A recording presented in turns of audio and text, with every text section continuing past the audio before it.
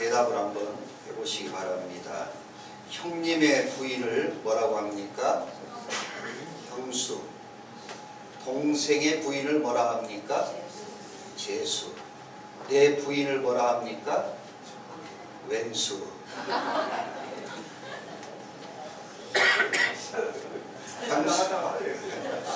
형수님, 제수님 얘기하다가 갑자기 아내나 상대방을 왼수라고 생각한 적이 아마 있을 것입니다. 그 이유 중에 하나가 내 마음을 몰라주기 때문에 왼수가 될 때가 아마 많이 있을 것입니다. 치유는 언제 시작되느냐? 상대방이 내 마음을 알아줄 때 치유가 시작되는 겁니다. 내가 언제 병드느냐? 내 마음을 상대방들이 몰라줄 때 내 마음이 병들기 시작하는 겁니다. 자식이 내 마음을 모르고, 아내가, 남편이 내 마음을 모르고, 집사님들이 내 마음을 몰라줄 때 나는 병들기 시작하는 것입니다. 마음의 병도 들고 또 육신의 병도 들고 영적인 병도 드는 것입니다. 남자는 단순해서 자신을 알아주는 사람에게 자기의 목숨을 헌신하는 겁니다. 옛날 주군이라는 단어를 썼습니다. 나의 주인이시여, 내가 어떤 장군을, 어떤 왕을 나의 주군으로 모신다. 그 말은 내 마음을 알아주는 당신께 나의 생명을 드리겠습니다. 그런 뜻이 되겠습니다. 요한복음 10장 14절에서 15절 시작. 나는 선한 목자라. 나는 내 양을 알고 양도 나를 아는 것이 아버지께서 나를 아시고 내가 아버지를 아는 것 같으니 나는 양을 위하여 목숨을 버리노라. 아멘. 누가 선한 목자이냐? 양을 알아주는 분이 선한 목자입니다. 목사가 교인들의 마음을 몰라주면 선한 목자가 아닙니다. 얼굴만 아는 것이 아니라 누구누구 집사님 그렇게 알아주는 것뿐만 아니라 그분이 어떤 마음을 갖고 있는가를 알아주는 목사가 선한 목사예요. 근데 사람은 사람의 마음을 다 알기가 쉽지 않습니다. 참 어려운 얘기예요. 남의 마음을 다 알아준다는 것이 결코 쉽지 않아요. 그래서 우리는 내 마음을 그렇게 알아줄만 한데도 20년, 30년, 40년을 살아도 알아주지 않으니 왼수 같은 것입니다. 누가 양입니까? 선한 목자를 아는 사람이 바로 양입니다. 여기 그렇게 써져 있잖아요. 나는 선한 목자라. 나는 내 양을 알고 양도 나를 안다. 여러분이 교회 나오셔서 예수님을 나의 구주로 이렇게 마음에 받아들이는 자가 그분이 선한 목자의 양입니다. 여러분이 예수님을 아시고 선한 목자를 아심으로 여러분이 예수님의 양이 되시기를 축원합니다. 근데 왜 양이 중요하느냐? 그 양을 위하여, 제일 밑에 나는 양을 위하여 목숨을 버리노라. 그게 선한 목자지요. 예수님의 양떼가 되는 자는 예수님이 그 양을 위하여 목숨을 버리는 거예요. 여러분을 위하여 누가 목숨을 바치겠습니까? 사람은 없어요. 사람은 자기의 이익을 위해서 살아가는 존재예요. 신앙과 믿음이 무엇이냐? 나를 위해 목숨을 버리는 선한 목자를 알아주는 겁니다. 예배당을 알아가시고 교인들을 알아가시고 목사를 알아가는 것보다 예수님을 알아가시기를 축원합니다. 그분이 양입니다. 그분이 양이에요. 그 양을 예수님은 책임지고 그 양을 위하여 목숨을 버리시는 것입니다. 예수님은 3년의 공생애를 끝내고 그 양들에게 생명을, 목숨을 버리시기 위해서 예루살렘에 입성하셨습니다. 그리고 최후의 만찬을 이틀 앞두고 제자들을 가르치는 내용이 오늘 마태복음 26장이 되겠습니다. 26장 오늘 6절부터 읽었는데 1절에서 5절까지의 내용을 보면 이런 내용이 나옵니다. 2절만 한번 읽어보겠습니다. 26장 2절 이후로 오늘 6절부터 말씀이 이어지게 됩니다. 중요한 말씀입니다. 시작. 너희가 아는 바와 같이 6월절이라 인자가 십자가에 못 박히기 위하여 팔리리라 하시더라. 아멘. 이틀 후에 양을 위하여, 제자들을 위하여 십자가에 예수님이 죽을 것을 가르쳐 주셨어요. 3년 내내 가르쳐 주셨어요.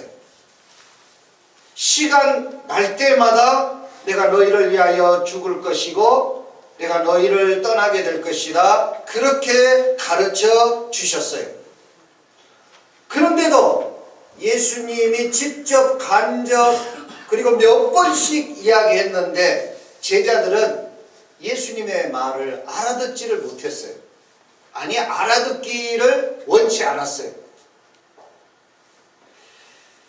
반대로 예수님은 죽지 말고 로마를 물리치고 유대의 정부를 물리치고 오히려 예수님이 예루살렘 성에 입성해서 말하자면 어떤 독립운동을 통해서 예수님이 정권을 잡고 로마인들과 유대 정치인들을 몰아내고 새로운 나라를 세워주시기를 원하시는 거예요. 예수님이 3년을 가르치고 진심을 보여도 제자들은 듣기 싫어요. 알아듣지를 않고요. 알아듣기도 원치 않았어요. 예수님이 지금 큰 상처를 받았어요. 말은 안 하시지만 오늘 보면은 상처를 많이 받으셨어요. 예수님. 제자들이 예수님이 그렇게 3년 동안 가르치고 또 직접적으로 가르치고 오늘 바로 가르쳤는데도요, 제자들은 그 말을 듣지 않았어요. 예수님이 얼마나 상처를 받으셨겠어요. 왜 이렇게 제자들이 예수님의 말씀을 몰랐느냐, 또 안 들었느냐, 또 들어도 모른 채 했느냐, 다른 생각에 몰두해 있고요, 자신들의 목적에 몰두해 있어요.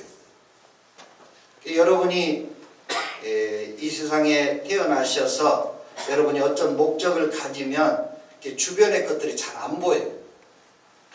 그런데 예배당에 앞에 앉으라는 말이 왜 그러냐면 뒤에 앉으면 왔다 갔다 하는 사람들, 시끄럽게 하는 사람들, 이러다 보면은 자꾸 이게 머릿속에 중심이 안 잡혀요. 제자들은 예수님 통해서 예수님을 살려서 이 예루살렘에서 로마인들 물리치고 유대의 정치인들 몰아내고 자기들이 집권할 생각만 갖고 있는 거지, 예수님이 죽는 것은 생각지도 않고 원치도 않고 그렇게 돼서는 안 되는 거예요. 그러니까 목적과 반대되다 보니까 전혀 듣기가 싫고 이해하지도 않았다 하는 것입니다. 예수님이 이렇게 상처받을 때 예수님의 마음을 치유했던 그런 여인이 있어요. 오늘 12절 말씀에 그 여인이 한 행동이 예수님을 치유했습니다. 시작. 이 여자가 내 몸에 이 향유를 부은 것은 내 장례를 위하여 함이니라. 아멘. 향유 옥합을 부은 여인이 예수님이 식사하실 때 다른 성경에는 발에 붓고 머리털로 씻어서 마리아다 그러는데, 오늘은 그 나병 환자 시몬의 집이니까 아직도 이 문제가 정확하게 성경학자들끼리 해결이 안 됐어요. 저는 오늘 마리아라고 말하고 싶지도 않고요. 또 뭐 이 여인이 요한복음에 나오는 여인이라 또 뭐 그렇게 말해도 되고 안 해도 되는데 오늘 성경의 본문에 충실해서 이야기를 합니다. 이 여인의 이름이 나와 있지는 않지만 이 여인이 노동자 1년치의 월급, 그러니까 연봉이죠. 그 연봉의 향유를 예수님 머리 위에다가 부어서 그 집안의 향유가 진동하고 노동자 1년치 월급이 끝나버렸어요. 없어져 버렸어요. 향수가 뭐 바르면 조금 있으면 다 날아가서 없어지죠. 그게 뭐 남아있어, 옷이라든지 금이라든지 뭐 냉장고라든지 뭐 남아있어야 되는데 다 사라져 버렸어요. 이 여인이 왜 그랬느냐?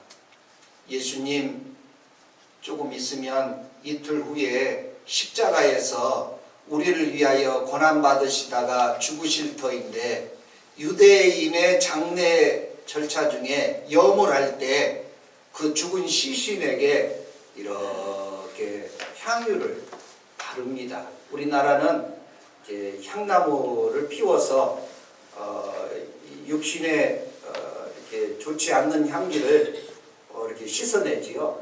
근데 유대인들은 몸에다가 발라요. 이 향유를.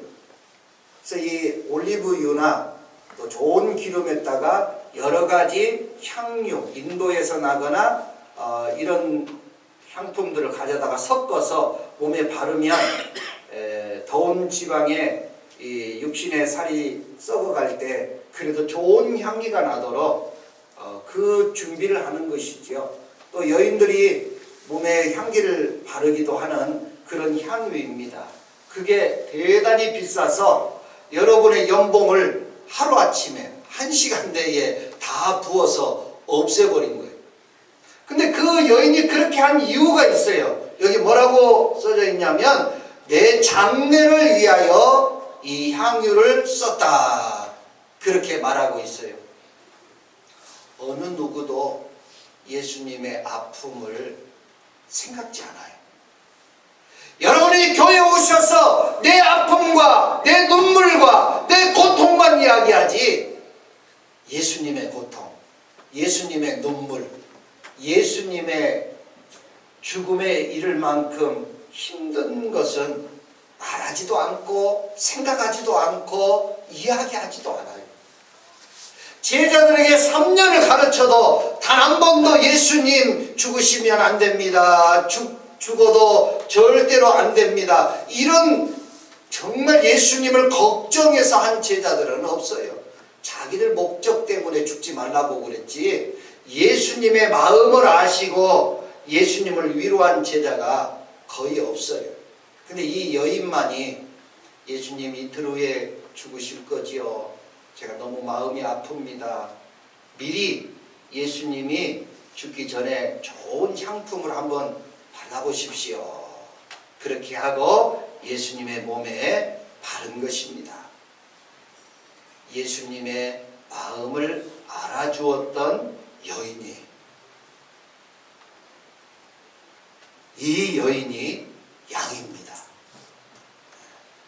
이 여인이 양입니다. 여러분 양입니까?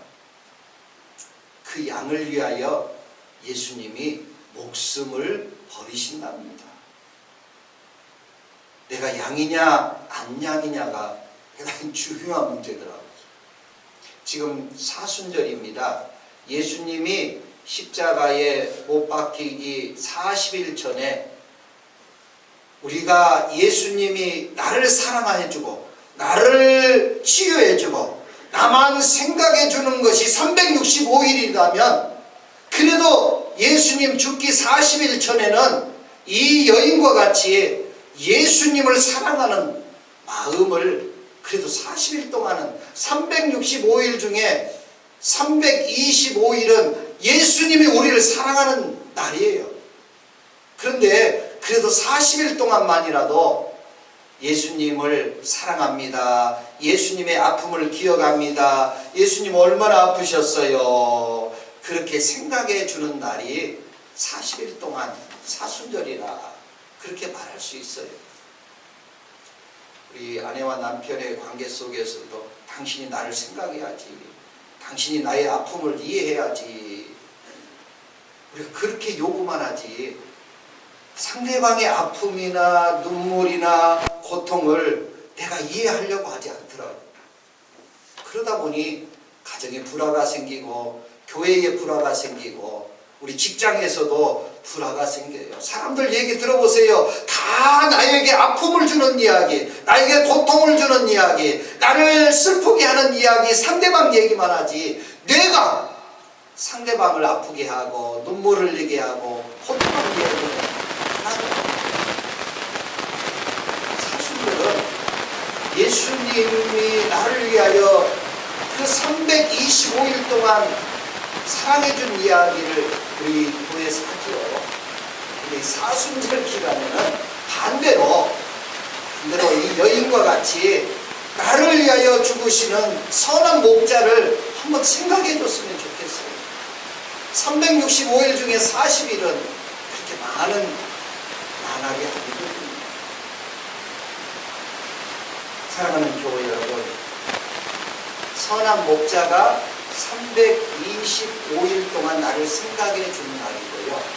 그 다음에 양이 40일 동안에 나를 위하여 죽으신 예수님을 생각하는 날이 사순절입니다. 그런데 이 제자들은 자신들의 이야기만 하지 예수님이 고난과 죽음을 전혀 생각하지 않아요. 근데 이 여인만 예수님 이틀 후면 죽을 텐데 향이 옥합이라도 좀 바르시고 위로받으십시오. 그렇게 한 의도를 예수님이 장례를 위하여 합니다. 선한 목자는 그렇게 많은 가격을 준 옥합을 깨뜨린 여인의 마음을 알아주고 또 이 여인도 예수님이 고난받을 것을 알고 그에게 부어주셨다. 선한 목자와 양의 관계, 정말 행복해로 신앙입니다. 아내가 나를 알아주고 남편이 아내를 알아주면 그 가정이 얼마나 행복해요. 직장에 갔는데 내 힘든 것을 알아주고 상대방을 내가 알아주면 직장이 천국이지요. 근데 왜 나를 안 알아줘? 나를 안 알아줘. 직장에 가서 있어 보세요. 사람들이 뭐라 하겠어요? 너는 나를 알아주는가? 지금 예수님과 제자들 사이에 서로 몰라주는 거예요. 그런데 이 여인과 예수님 사이는 선한 목자고 양의 모습으로 서로 알아주는 거예요. 이것이 축복이고 이것이 은혜요, 이것이 행복한 신앙생활입니다. 두 번째, 첫 번째 제자들에게 상처를 받았는데 이 여인에 의해서 마음이 치유가 됐어요. 예수님. 근데 두 번째 상처를 받은 이야기가 또 나옵니다. 우리 7절, 8절 말씀 시작. 한 여자가 매우 귀한 향유 한 옥합을 가지고 나와서 식사하시는 예수의 머리에 부으니 제자들이 보고 분리하여 이르되 무슨 의도로 이것을 허비하느냐. 예수님이 제자들과 함께 3년 동안 살 때 얼마나 사치하셨습니까? 얼마나 물질을 탐하셨습니까?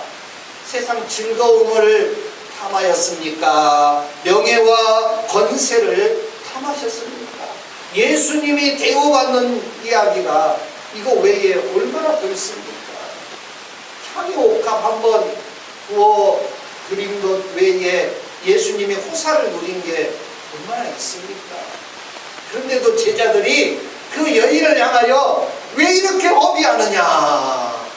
그 여인이 최선을 다해서 그 예수님의 죽음을 이렇게 장례를 준비하는 마음이었는데 3년 동안 예수님이 호사를 누린 적이 거의 없는데 이번 한번 이렇게 하는데 제자들이 나서가지고 그 여인을 나무라는 거예요. 이렇게 많은 돈을, 이렇게 많은 것들을 허비하느냐? 이 돈을 가지고 가난한 자에게 주면은 더 좋았을 것을 말이 너무 그럴싸하잖아요. 너무 좋잖아요. 누가 봐도 제자들의 말이 맞은 것 같아요.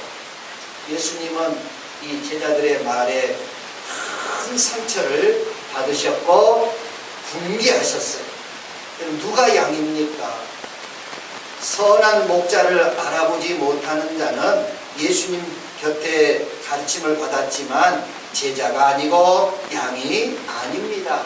제자들이 이 여인의 향유 옥합을 접근하는 방식이 뭐냐면 계산적입니다. 부부 사이에 계산하기 시작하면요, 사랑이라는 단어를 쓰지 말아요. 교회 오셔서 계산적으로 일을 처리해 가시면 우리는 신앙인이라고 말해서는 안 돼요. 지난 주간에 세무서장이 저희 교회에 오셨어요. 앞으로 종교인들도 세금을 내야 된다 해서 신고를 했는데 그중에 몇 교회를 선정해서 세무서장이 직접 와서 정말 맞는지 세무서장, 서무과장, 세무과장 또 관계된 네 분이나 오셨더라고요. 다 보시고 다 이렇게 신고했습니다. 제가 다 그대로 하나도 숨김없이 낱낱이 다 이야기했어요. 그분들이 다 계산을 해보더라고요. 우리가 신앙을 계산적으로 나가기 시작하면은 우리는 신앙이라고 말하면 안 되고요. 사랑로, 계산으로 하면은 사랑이라고 말할 수 없어요. 인간관계를 내가 이만큼 했는데 너는 왜 이만큼 안 하느냐? 그건 사랑이 아니에요. 나제네처럼 가메달처럼 유명한 복음서가 있지요. 2절에 보면 이런 가사가 있습니다. 받을 사랑만 계수하고 있으니 예수여 나를 도와주소서.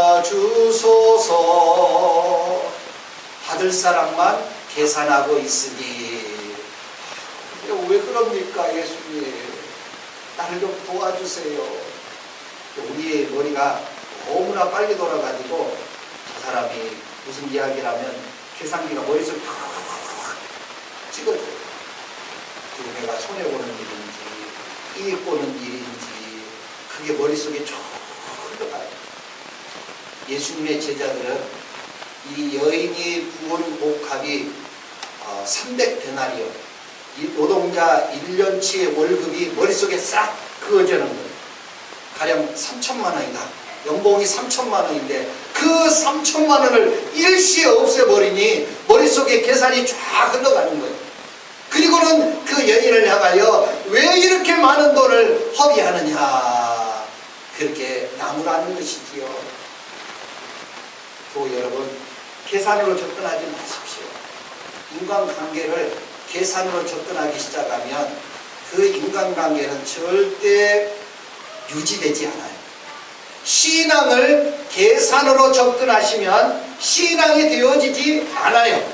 예수님을 선한 목자로 여기는 양이라면 계산으로 들어가면 우리는 선한 양이 될 수가 없고, 선한 목자는 그 양을 위하여 목숨을 버리지 않는 겁니다. 따라서 합니다. 신앙은 힘이 하나도 없어요. 나만 힘이 있네. 신앙은 계산적이지 않습니다. 옆 사람의 손을 잡고 사랑은 계산적이지 않습니다. 할렐루야. 여러분, 계산하고 사랑하기 시작하면요, 받을 사랑만 계수하고 있으니 너무 슬픈 거예요. 사랑하는 교회 여러분, 이런 계산하는 제자들을 향하여 3년 동안이나 함께 동고동락했던 이 제자들을 향하여 10절에 이렇게 예수님이 책망하는 것을 볼 수가 있겠습니다. 시작. 예수께서 하시고 그들에게 이르시되 너희가 어찌하여 이 여자를 괴롭게 하느냐? 그가 내게 좋은 일을 하였느니라. 아멘. 괴롭게 하지 마. 왜 이 여인이 좋은 일을 하는데 너희들 왜 이렇게 괴롭게 하는 거야? 지금 예수님 엄청나게 화내고 있는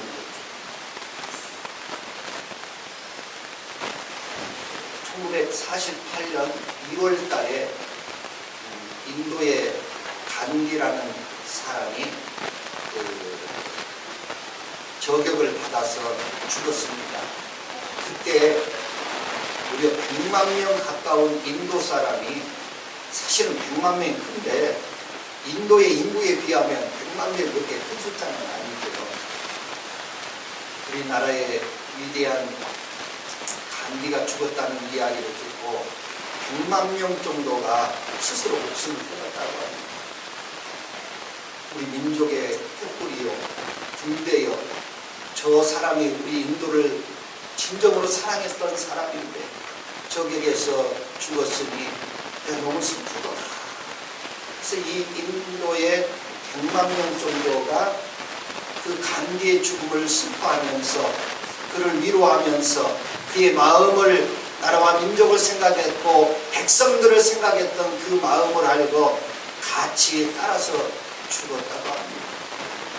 그만큼 간디가 인도인들에게 어떤 존재인가를 아는 거죠. 이 간디가 백성들을 향하여 정치적인 계산을 했겠습니까? 자신의 명예적인 계산을 했겠습니까? 물질의 계산을 했겠습니까?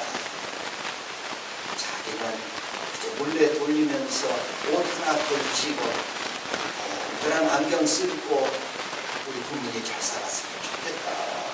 우리 백성들이 가난에서 벗어났으면 좋겠다.